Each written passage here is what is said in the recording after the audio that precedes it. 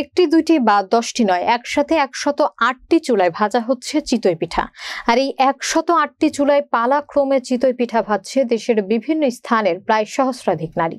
প্রায় 100 বছর ধরে নিজের মনোবাসনা পূরণের কামনায় পিরোজপুর জেলার নাজিরপুর উপজেলার কুমারখালী গ্রামের কালী মন্দিরে পিঠা উৎসব হয়ে আসছে। পিরোজপুর থেকে নাইমুর রহমান অনিকের তথ্যচিত্রে বিস্তারিত। পিরোজপুরের নাজিরপুর উপজেলার সদর ইউনিয়নের কুমারখালী বাজার সংলগ্ন দেবলাল চক্রবর্তীর বাড়ির কালী মন্দিরে প্রায় 100 বছর ধরে এ পিঠা উৎসব হয়। দেশের বিভিন্ন স্থান থেকে ওই মন্দিরের ভক্তসহ বিভিন্ন শ্রেণী পেশার লোকজন মাঘ মাসের অমাবস্যা তিথিতে চিতই উৎসবে যোগ দেন। উৎসবে 108টি চুলায় চিতই পিঠা তৈরি হয়। মঙ্গলবার রাত 8টায় শুরু হওয়া এই পিঠা উৎসবে প্রচন্ড শীত উপেক্ষা করে হাজারো উৎসাহী মানুষ উৎসবে যোগ দিয়েছে। কালী মন্দিরের পুরোহিতের দায়িত্বে থাকা দেবলাল চক্রবর্তী জানান, প্রায় 100 বছর আগে থেকে তাদের পূর্বপুরুষ হরষিত আনন্দ চক্রবর্তী এই মেলার আয়োজন করেন। এখানে প্রতি বছর দেশের বিভিন্ন স্থান থেকে ভক্তরা আসে। তারা তাদের মনোবাসনা পূরণের জন্য এখানে মানত করেন, আর মনোবাসনা পূর্ণ হলে এখানে এসে চিতই উৎসবে যোগ দেন। তাই দেশের বিভিন্ন স্থান থেকে আসা ভক্তরা তাদের মনোবাসনা, বিশেষ করে সন্তান লাভের আশায় নারীরা এই পিঠা উৎসবে যোগ দিয়ে থাকেন।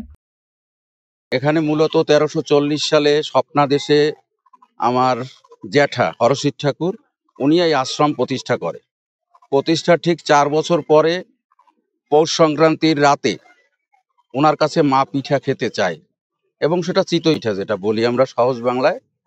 এই পিঠা খেতে চাইলে উনি তখন বলল যে মা এখন তো অনেক রাত হয়ে গেল, তো অমাবস্যার দিন খাওয়াবো। এই জন্য প্রতি বছর পৌষ সংক্রান্তির পরে মাঘ মাসে যে অমাবস্যা পড়ে এই অমাবস্যার দিন এই পিঠাটা অনুষ্ঠান করা হয় 108টা চুলায়।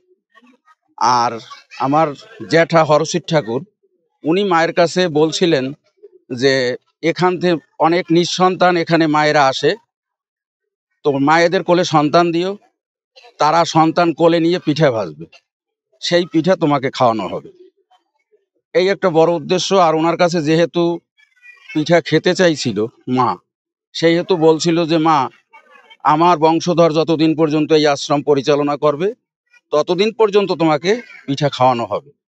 এখানে দশমহাবিদ্যা পূজা হয় ফাল্গুন মাসে 4 দিন ব্যাপী, 26, 27, 28, 29 4 দিন দশমহাবিদ্যা পূজা হয়।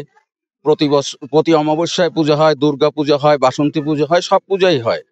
তবে পিঠা ভাজা অনুষ্ঠান তো দূর দূরান্ত থেকে লোকজন আসে, যাদের সন্তান হয় না তারাই মূলত সন্তান লাভের আশায় আসে, সন্তান পায়। আজকেও অনেক শিশু সন্তান নিয়ে তাদের মায়েরা পিঠা ভাজার উদ্দেশ্যে চালের গুঁড়ি টুড়ি নিয়ে উপস্থিত হয়েছে। লোকজন আসতেছে বর্ণেতে, কেউ কন্যা বর্ণেতে, কেউ পুত্র বর্ণেতে, এইরকম আসে। কেউ 108টা ফুল, একটা ডাব নারকেল বোটা সহ এ নিয়ে আসে। আসার পরে এখানে আপনার হওয়ার পরে 12 দিনের দিন এখানে আসে মানত ঠানত দিয়ে যায়, যার যেরম সামর্থ্য হয়। চুলা এখন 108 চুলার, এরম মহিলারা তো ধরেন হাজার হাজার আসতেছে যাইতেছে। কেউ 1 খোলা বাজবে, কেউ 5 খোলা বাজবে, হ্যাঁ, কেউ দেখা যায় ওই যে আপনার ধোঁয়ায় উঠকে চলকে যায়। ফরিদপুর থেকে আসছি আমি, এখানে যাতায়াতে কন্টিনিউ প্রায় 5 বছর। আমার ফ্যামিলির থেকে আর 50 বছর আগের থেকে এখানে যাওয়া আসা করে। আমার একটা ভাই ছিল, সেজো ভাই। বাড়ির সবাই তখন বলতেছিল যে ও মারা গেছে, ওরে এবার নিয়ে যাইতেছিস কোথায়? আমার মা বাবা নৌকায় করে নিয়ে মার এই মন্দিরে এনে রেখে গেছিল, আর মার দ্বারা কান্নাকাটি করছিল।